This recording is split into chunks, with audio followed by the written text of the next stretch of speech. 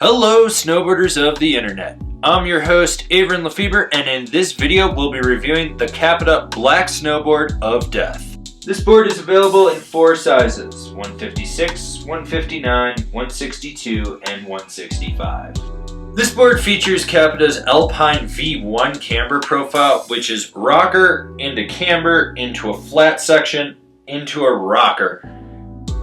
So basically it's some kind of hybrid amalgamation of camber and rocker and flat. I rode this board at Arapahoe Basin during a day when a storm was kind of rolling in after a few inches of snow had fallen the day before. So there was some moderate wind, cooler temps, the snow was a little bit heavy, and then heavy wet snow just sort of rolled in and it was puking on me. And I rode it with my K2 Thraxis boots and my K2 Indy bindings. Alright, what you have here is a super stiff freeride board. I don't care what anyone says, it's a fucking freeride board.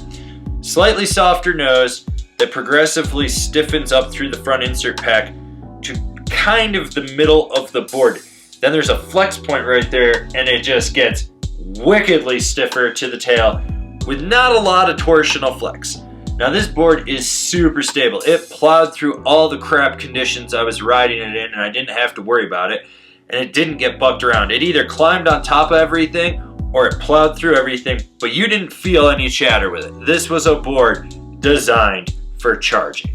Pretty much any snap that comes from this board is going to be derived from the rider and their back foot. Yeah, you can load that camber section, but it really doesn't matter because all the snap is coming from your back foot. You are doing all the work to get this thing up in the air, and it takes a lot of work. This board is not easy to engage. It really doesn't have a lot of rebound to it. Pretty much everything is just from the person on top of it that's driving it. Yeah, I gave up on buttering this thing, just completely gave up. That's just how stiff this thing was. I just said, fuck it, and forgot it. So here's the thing about this board. It's got amazing edge holding. It's got a lot of power when you transition it from edge to edge. It's not the quickest when it transitions, but it's very powerful. You can feel it engage and grip. Now, short, tight, quick turns and long, hard, drawn-out carves are pretty much its strong suit.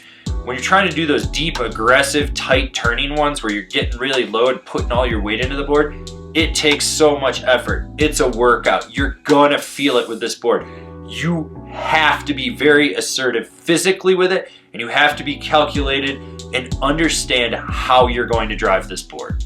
So who's this board for? Someone that wants a really aggressive board that they can ride all over the mountain. I wouldn't say it's great in park, but you could probably do it if you were about 50 pounds heavier than me. So I don't know how you can claim this is a go anywhere, do anything, all mountain board. It's a freeride board. It's designed for hard charging. It's stiff. It's aggressive. That camber profile is weird as shit on this thing.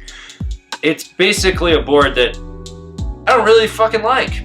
I'll just be honest. I don't fucking like it. I don't think they've dialed this thing into what it was to what it is now perfectly. I think it needs to go back to the drawing board. I think a lot of people have fond memories of the old Black Snowboard of Death, and then they buy the new one and they're kind of let down. And I've seen comments like that. So yeah, that's where I stand with this board. Comparable boards. The Jones Carbon Flagship. The Ride Berserker. The K2 Joy Driver. This has been my review of the Capita Black Snowboard of Death. Do you agree? Do you disagree? Do you own one? Are you going to buy one? Why are you going to buy one? I really want to know. Leave me a comment down below. If you're new here, remember to subscribe, click the bell, get those notifications. That way you're not missing any of the content we're putting out for all you snowboarders of the internet. And if you really want to help us out and you really want to see what we're doing to expand, swing on over to Angry Snowboarder VIP. I could tell you more here, but I got a whole video over there that explains it so much better. As always, I've been your host, Avran LeFeber, and I'll see you in another video.